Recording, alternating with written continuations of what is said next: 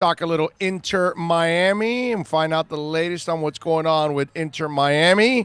Although the Canes basketball team was also in action too, Michelle. Yes, I was there last night. What'd you think? And I'm on my way. I'm actually in the car driving from Super Bowl Media Center to Port St. Lucie for the Inter-Miami training session this afternoon. And I'm going to stay up there overnight, and I'm going to cover their training tomorrow as well. So I've been juggling Super Bowl. I had a big Super Bowl story that ran today about what there are only 16 Hispanics out of 1,696 players in the NFL. There are a total of 16 Hispanic players, even though the Hispanic fan base is over 30 million and growing every day. The number of players is still 16. So I did a big story on that I spent a lot of time on, and I spent some time with Anthony Munoz earlier this week, who was in town doing a clinic for Hispanic kids. He's very involved in that cause. So anyway, I was busy with that. And then I just filed another Super Bowl story this morning. And then I covered the basketball game last night against Virginia Tech, which they won. And now I'm driving in the car to Port St. Lucie for Inter-Miami. So I'm juggling 3 different beats this week. That's absolutely amazing. But then again, your paper's down to like 8 reporters. So I guess that happens. Yeah, too. we all have to do everything. We all have to do it, Yeah. So, yeah. Yeah, no, I know. Things have changed drastically in your business and in my business, actually. When it comes to the media, it's newspapers have obviously been hit the hardest, and then now radio is the one that is starting to feel the real pinch all across the country. All right, so let's get into a little what is the latest with the international players? It just seems like Paul McDonough is not in a hurry.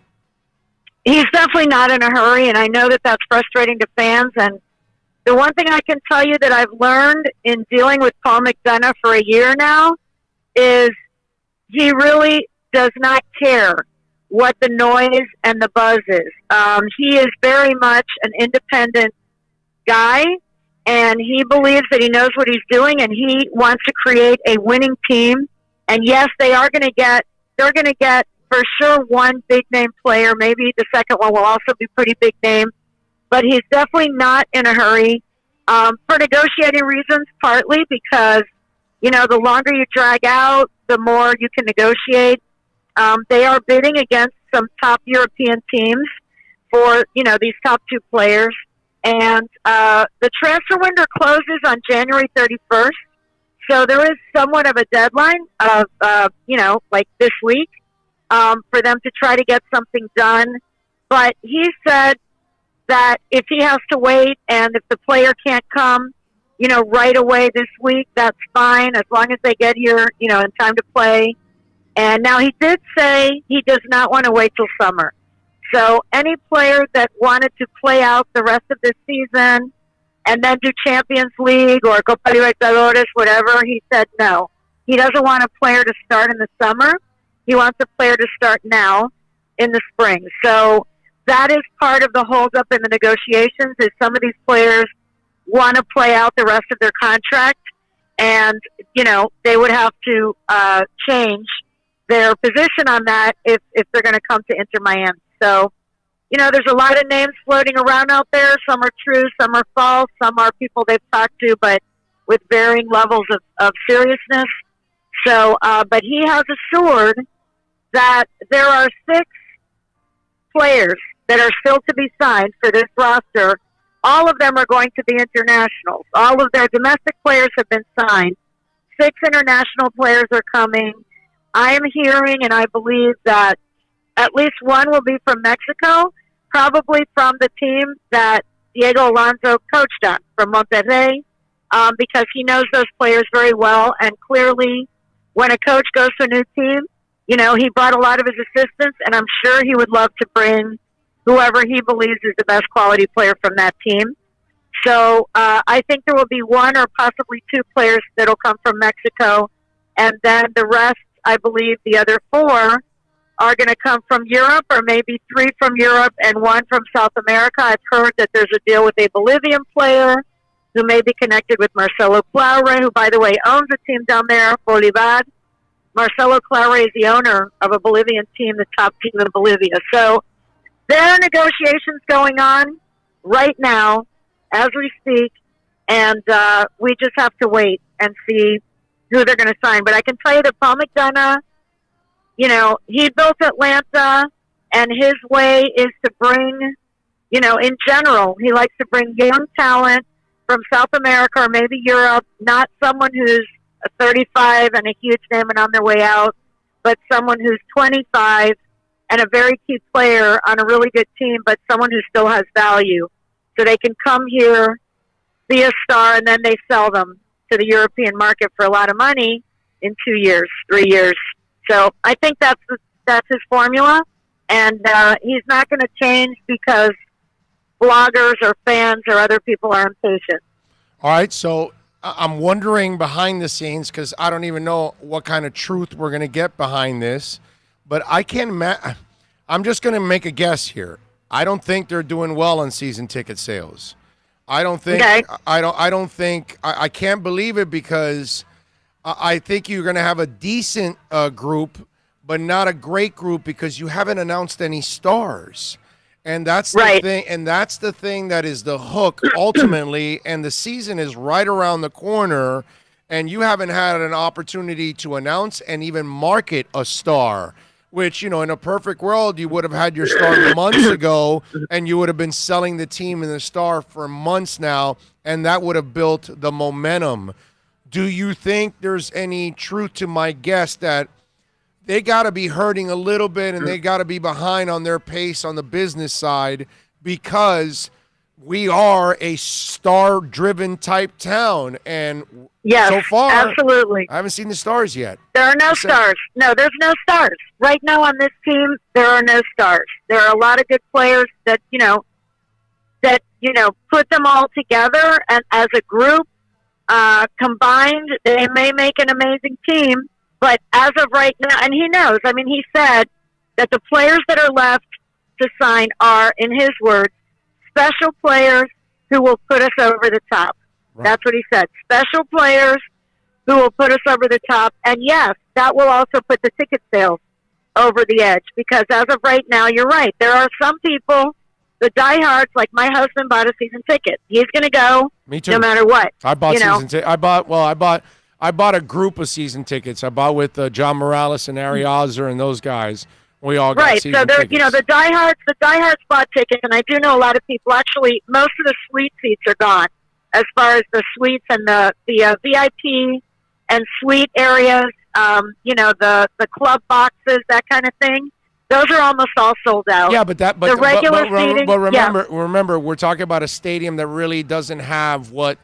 The other stadium is the one that's going to have way more club seats than this one. Oh yeah, more amenities and all that. Right. Yeah. So they're selling something that they should sell at this point, because it's really not what you're really going to be selling down the line. Right. No, that's true. And they know that. The ticket sales. First of all, once a player that everyone has heard of signs, there will be a ticket sale boost. And also when the shirts come out and when it gets a little closer to the game time, that, hey, here's the team, all of them. Here's 30 players. Here are our uniforms. We're playing on March 14th.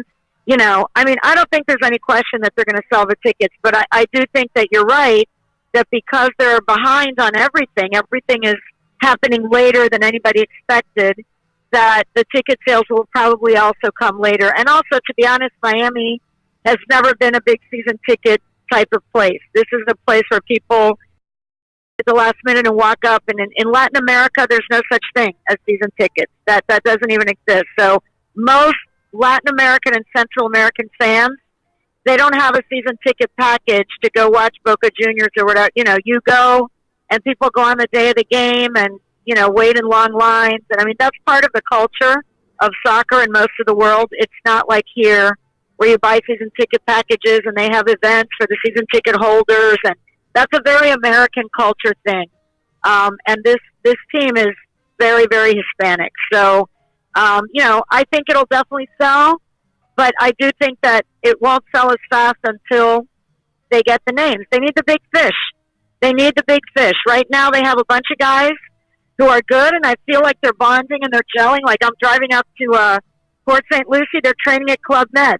They're spending the whole week at Club Med in Port St. Lucie, secluded, together, rooming together, dining together, socializing together, far away from the Super Bowl madness and the nightclubs of South Beach. This was all by design. And, they're getting to know each other, and they may turn out to be a fantastic team. But Miami does like stars, and right now the team doesn't have any. Yeah, that's interesting. Michelle Kaufman, of course, joining us from the Miami Herald. She joins us every week for our InterMiami report. When is the first time fans are going to be able to see their team either practice, preseason, whatever it is? What's that date so everybody knows?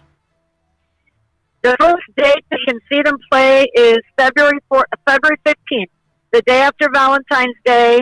They're playing against the Philadelphia Union, which is Alejandro Bedoya's team, another MLS team. It's in St. Petersburg. So you got to drive to St. Pete, but it's a full game, free to the public at Al Lang Stadium, free to the public, MLS preseason game on February 15th. And then after that, they play again on the 22nd, also there against the Tampa Bay Rowdies. Then they come back. They'll be training here from the 23rd to the 30th before they go to their their road opener March 1st. They'll be training in Fort Lauderdale. During that last week of February, there will be training sessions open to the public. So we're waiting on the actual, the day-by-day schedule of that week. But the final week, they will be in Fort Lauderdale, and they say that they will have training sessions open to the public at that point. Right. That's the week before the home open. The week before the season opener. Okay. Can fans go to the stadium already to check it out for season tickets, for things like that? Is it open, or is construction still going on that nobody's allowed there? No, there's construction. You can go and look at the construction. Okay. The construction is definitely going on. I mean, it looks good. They've put in seats. The seats are pink, black, and gray. Okay. It's very colorful. The end zone is going to be the end zone is going to be just like it is at LAFC, which is standing room seats for the people who like to stand during the games. And then they have the seats that are locked up that can be brought down, for other events. But for the InterMiami games, the end zone is going to be for the wildest, craziest fans who like to stand the entire game and jump up and down. Okay. But yeah, the stadium is coming along. They are going to be training there starting February 7th. From the 7th to the 14th, they will be training at their facility, but it's still not open to the public. But the training part of it, the fields, are supposed to be ready by February 7th, which is next week. So when they train, they're training in Port St. Lucie this week. Then they're going to Bradenton for like 5 or 6 days. And then on February 7th, they will return and train in Fort Lauderdale for 1 week before they go to St. Pete. All right, Michelle Kaufman, of course, joins us every week to talk a little InterMiami. What else is left on the agenda outside of the international players? We got a coach. Are we missing anything? February 5th, the uniforms are going to come out. There's a big Adidas fashion show in New York, and every team is going to have new road jerseys that are going to be, road kits are going to be revealed at a big, fancy, fashion show in New York, and that's when we will first see the real InterMiami road jersey. The home jersey I had heard was going to be revealed before February 5th. The Super Bowl is in town. I would not be surprised if somewhere during the days of the Super Bowl that reveal may happen. They've already, if you're driving around Miami in the past couple days, you will notice they've put up a bunch of billboards saying, your football team, with the word football, Football, crossed out with Futbol. Your football team is here. Your football team is arriving. And so they're plastering an InterMiami marketing campaign all over Miami. There's billboards, there's posters, there's painted murals around the Brickell area, which I tweeted the other day. I saw some guys actually painting them when I went out to dinner. So they're painting the town pink and black for Super Bowl week. And I wouldn't be surprised if the jersey the home jersey perhaps would be revealed in conjunction with the national media and everybody being here in Miami over the next several days. And I would imagine the home one's going to be the the pink one. I would think, and then all right. I just bought an InterMiami lanyard here at Kane, because Caneswear's got keychains and T-shirts and stickers. And one of the things about their shirt, and perhaps one reason that it's taken a little longer, is they are the sponsor. There's some finalists for the sponsor. There's a couple of big bidders to be the kid sponsor. And the word is that one of them is from Qatar. David Beckham has connections there. Obviously, they have a lot of money. I don't know if it's Qatar itself or some Qatari company or whatever it may be. That may not sit well with some people. I've already heard some rumblings from some fan groups, from some human rights groups, some gay groups. Jewish people who may be opposed. So I don't, I think if it's a decision between a domestic sponsor and a Qatari sponsor, go domestic. I personally would go with the American sponsor because we live in America, and why not give it to an American sponsor that has something to do with Miami? Yeah. But, money talks in sports, and it'll be interesting to see who ends up being the kid sponsor of this team, but they may get some little grumblings if it's a company from Qatar. Okay. All right. Anything else I'm missing that I did not ask Inter-wise? Inter-wise, no. I'm going to tomorrow, Coach Alana is going to be available tomorrow morning to do an interview, and it'll be really the first time. I mean, I spoke to him at his opening press conference, but this will be the first time speaking to him since he's trained with the team for about 10 days. And it'll be interesting just to hear, what his impressions are of the players and what they've done so far. I mean, it's only been a week and a half, but still, I would think he's already getting a sense of what kind of players he has, what they're capable of, what kind of style he wants to, impose on them. So that'll be interesting. He's going to talk tomorrow morning. All right. And I know you wrote an article. We got a reggae boy in town. Oh, yes. Elvis Powell. Really great. I mean, for the local Caribbean community, Elvis Powell is a defender on the Jamaican national team. He's been with the Reggae Boys for several years, 5 or 6 years, on the Jamaican national team as a defender, a starter, very good player. And he was taken from Jamaica by the Portland Timbers very young. He went out there, played a couple seasons, and then he went to Cincinnati last year, and things didn't go well for him there. It just, he didn't work into their plans. He was never happy there.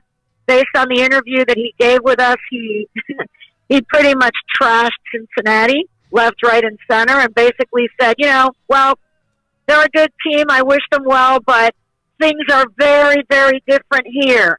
And so I said, well, how so? Well, first of all, everybody here is very friendly. Everyone in this organization is friendly and loving and seems to really care about the players. And he said that, and all of them have actually said that everything is very, very first class.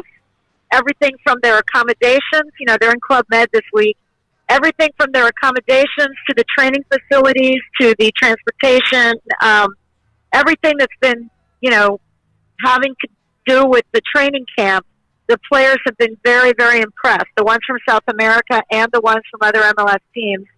They've all said the other thing is that the InterMiami staff is very large and seems to be very knowledgeable, that they don't seem to be cutting costs as far as number of staff members. So they all seem very, very impressed with the organization as a whole and how things are being run so far. I can tell you from a media standpoint, the first week of training camp was very, very professional, as professional as going to the Dolphins or the Miami Heat. The media relations office and the way that they handled the first week of practice was very, very professional. Everything was punctual, which I'm not used to with soccer. They said 9 a.m. arrival, 9:15 interview with this player, 9:30 interview with that player, and it was on schedule to the minute. So these are all good signs to me that it's, a lot of times soccer is run like Yes. crazy, as you know. You've been around it. They say a press conference is at noon, and it's at 2 o'clock, and Joe Schmo, all these people come who shouldn't even be with credentials because they're really just fans, and it's not like that. This is being run like a real professional sports organization, so I would assume that the assembling of the roster is also being done with that level of professionalism. You know, I'm not in the office. I'm not in the war room with Paul McDonough and David Beckham and Jorge, but everything else that I've had to deal with personally with the organization has been very, very professional so far. All right, I do have one more thing to ask you, Interwise. What's the latest with Miami Freedom Park? Any progress there? What's the next stage? What can you tell Yes, us? Jorge said, I spoke to Jorge the last couple of days. He says that they are negotiating the lease as we speak. He thinks that will be completed in 45 days, and he claims that by the end of March they could break ground. Wow, that's awesome. Oh, that would be fantastic. I mean, he's an optimist. He's an optimist, but that is what he told me, that he thinks that the negotiations of the lease could be completed in 45 days, and once that's completed, they can get to work. Okay.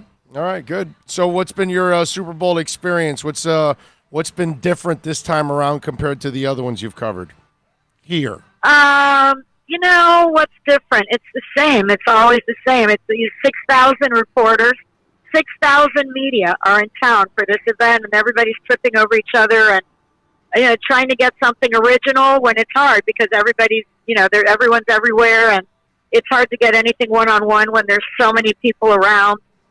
Again, everything seems pretty organized from what I've seen so far. I was just down at the media headquarters by the NFL Experience at the Miami Beach Convention Center. So I've been there, 3 days already. And the press operations, the Radio Row, I was at Radio Row today, and it's just as lively and crazy as always. Former athletes I was standing there in the hallway, and Benny and Brian Blades walked up. In fact, I took a picture I'm going to put on Twitter. Benny and Brian Blades roaming around. They're doing a podcast. They're starting a podcast, and so they're there trying to get their podcast off the ground and trying to, schmooze. Everyone there is schmoozing, trying to push something, especially the former athletes. Yes. A lot of them that are there, they have either, foundations, fundraising efforts. They wrote a book. They have a podcast. They have a business. They have a product that they're pushing. And so they go on Radio Row from one booth to the other booth to the other, and they talk football for a little while. They'll give their predictions on the Super Bowl, and then they start doing their pitch for their hawking. Let's hawk it. Hawk this. They're hawking. There's a lot of hawking going on. No doubt. Follow her on Twitter at Cop Sports. Catch her work there at the Miami Herald website or at your doorstep. She is Michelle Kaufman. Michelle, staying busy. Thank you for taking some time in your busy schedule to join us. By the way, the UM Hoops won last night without Chris Light. Yeah, Virginia. And I'm going to tell you, Chris Light, he's a great scorer. He's a really, really, especially for his size, what he does is amazing. Mm-hmm. But Harlan Beverly, as a freshman, I think he's going to be a good point guard. He had 6 assists last night, which is more than Chris has been having. I just tend to like point guards who have a lot of assists, and he distributes the ball. He's looking around when he's bringing the ball up the court. He's looking around, but he can also score. He had in 20 minutes or so, he had 13 points, 6 assists, and 3 steals. He's very active, which, the good point guards they had in the past, Angel and Shane, they were very good defenders. They had very active hands. They had a lot of steals and a lot of assists, and yes, they could score if they had to. And I think Harlan Beverly may develop into one of those kind of point guards. It's still early, but he's getting playing time in the place of Chris likes, and I like what I've seen from him so far. I'm a huge Harlan Beverly fan. I like that kid. I think he's a player. I'm with you all the way on that. Follow her on Twitter for her exceptional coverage at Cop Sports, and catch her work there at the Miami Herald website. As always, Michelle, thank you for taking some time. Stay busy. Sure. All right. Take care. Be good. Bye-bye. There you go. Enjoy the game Sunday. Definitely. Okay. Thank you. All right. Bye-bye. Michelle Kaufman, man. Good stuff there. As always, we love having Michelle on. and giving us the insight on InterMiami. That's nice to hear about Miami Freedom Park. I like that. That's pretty cool.